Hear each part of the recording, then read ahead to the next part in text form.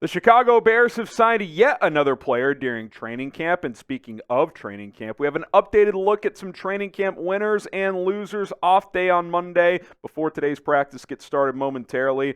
Take a look at where things stand at this point in time. But before we jump into all of that, we're doing a subscriber battle for the month of August between our channel, Chicago Bears Now, and I Challenge the Raiders Report and Mitchell Renz, and you guys have answered the bell. I'll shout out Ryan Poles for signing Yannick Ngakoue. That certainly helped, but let's keep the pedal to the metal. Can we get to 500 new subs before they get to 100? These are numbers updated as of this morning. Help us out. Let's beat the Raiders Report and new subscribers this month. Daily coverage here on Chicago Bears Now.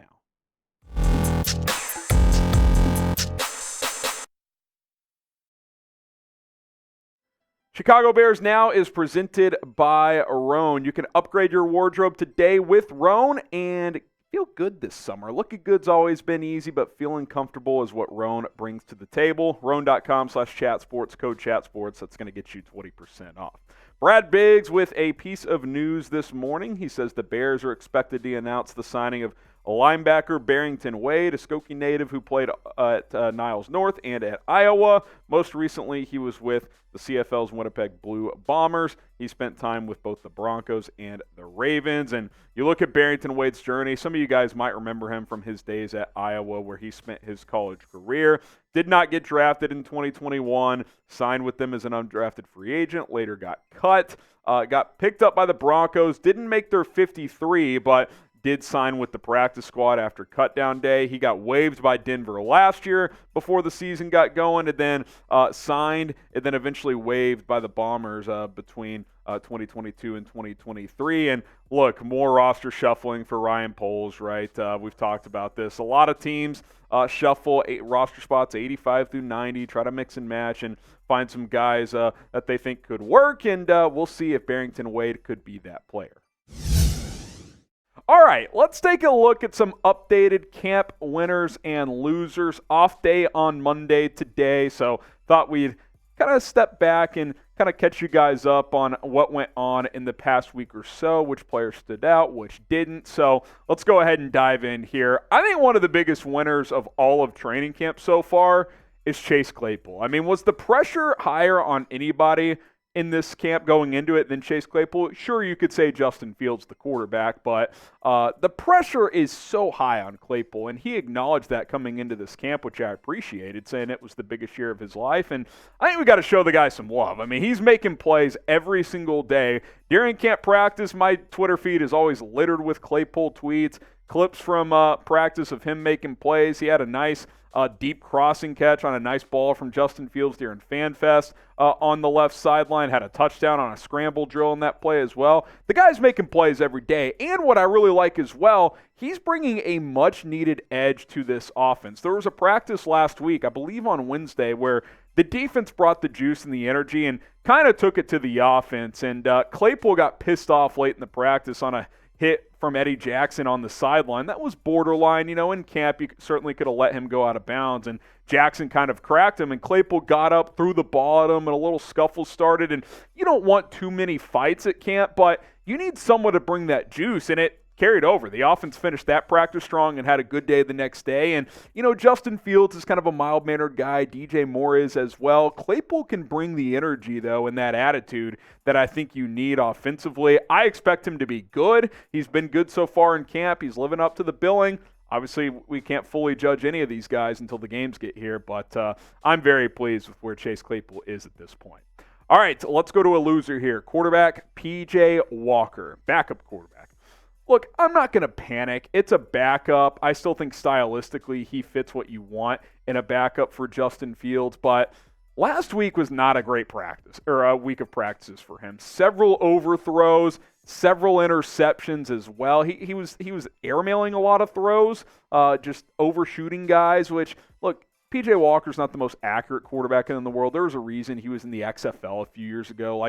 He's not one of the top tier backup quarterbacks. The reason you signed him is you have DJ Moore now, and he's got that relationship and connection with him, that has value in the quarterback room. But more importantly, B, stylistically as a dual threat quarterback, if something were to happen to Justin Fields, you want to be able to run a similar type of offense and be able to get your quarterback on the move, which is not something Trevor Siemian could do last year. That's something P.J. Walker can do. So I'm not panicking if he does have to play. Like, I don't expect him to light it up by any means, but he can use that mobility, which you don't see a ton at camp, right? Like, quarterbacks are asked to kind of sit in there and deliver the football, which that's not necessarily his strength as a pocket quarterback. So, again, not a panic situation. I'm not saying there needs to be a backup QB competition, but let's see how he plays in the preseason games. I definitely want to see what he can do starting this Saturday.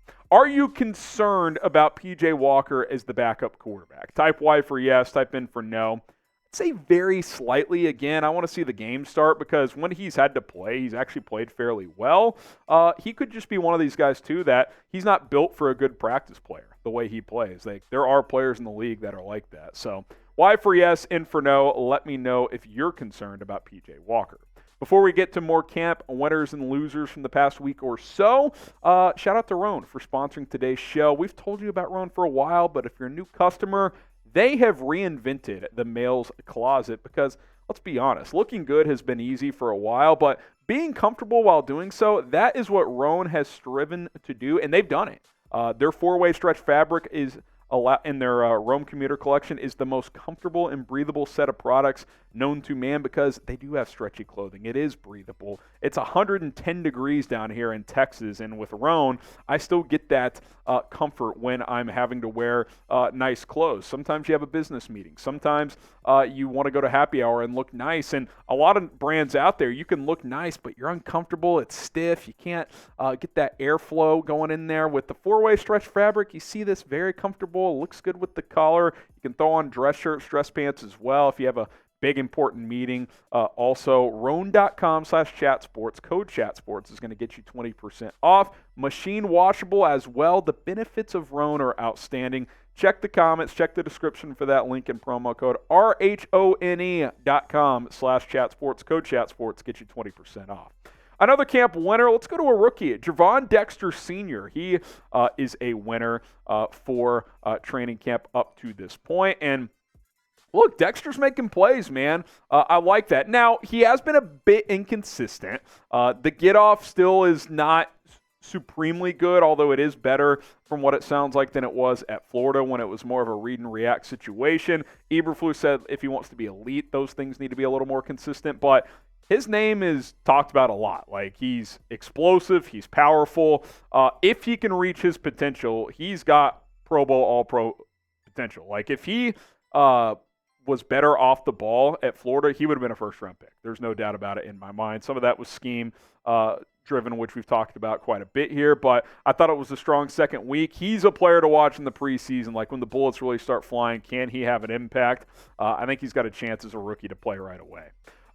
Tremaine Edmunds, he's in the loser category, not because of play, but he's kind of joined the long list of players who's missed some time with some injuries now. He's been sidelined for the past, I think, 3 practices, which, again, is not a huge deal. It doesn't sound serious. Matt Eberflus says none of the current injuries are considered long-term, but he's missed a few practices. He's a leader of your defense, and all of a sudden, the guys who have been nicked up, it's kind of a long list here. I mean, Tremaine Edmunds, Jack Sanborn still sidelined, DeMarcus Walker. Now, Brisker and Gordon just missed FanFest, so I don't know if that's like just kind of a scheduled day off thing. That would kind of be weird to me, though. It's FanFest. You want everybody who's healthy to be out there so the fans can appreciate that. So they at least got something, I would think. Lucas Patrick left FanFest with some sort of injury. That's deja vu from him getting injured in camp last year. Nate Davis hasn't practiced in over a week now. Luckily, Tevin Jenkins returned. And Dante Pettis has been on the NFI list. So, again, Eberflus says none of the injuries are serious, but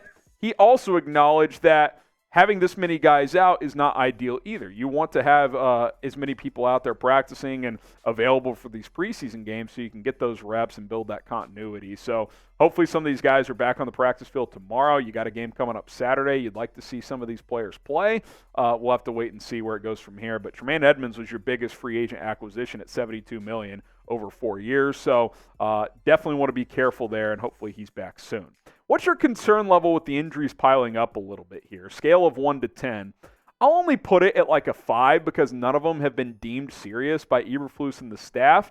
Obviously, if more linger and some of them become long-term, then that number is going to go higher. But it's more of the volume of guys that are missing time because this is a young football team here. These reps matter more than some other teams, for example, who are more established. Back to the winning category, Jaylon Johnson. He is a winner. Had a really sick interception of Justin Fields at FanFest, who, by the way, Fields had a really strong day at FanFest, but this was the one pick he threw, and Johnson just read the eyes and jumped the route, right? It was a corner route in the end zone where it was a man coverage concept, and Johnson broke off his guy and picked it off. He just read it the whole way. Really, really nice play by him, and I tweeted this out, and I'll say it again here. If he starts doing that type of stuff, in addition to already being a really good cover corner, not giving up a lot of plays, that's when he's going to get a nice payday. Like, I still think he's worth paying and keeping around, but like if he wants top-tier money, start taking the ball away. That's the one thing he hasn't done a ton of in his career. We saw it on display there. The Bears tweeted out the video. If you want to go check it out, I put it on my Twitter feed. I was really happy to see that from Jaylon Johnson. Some other Bears winners at training camp so far.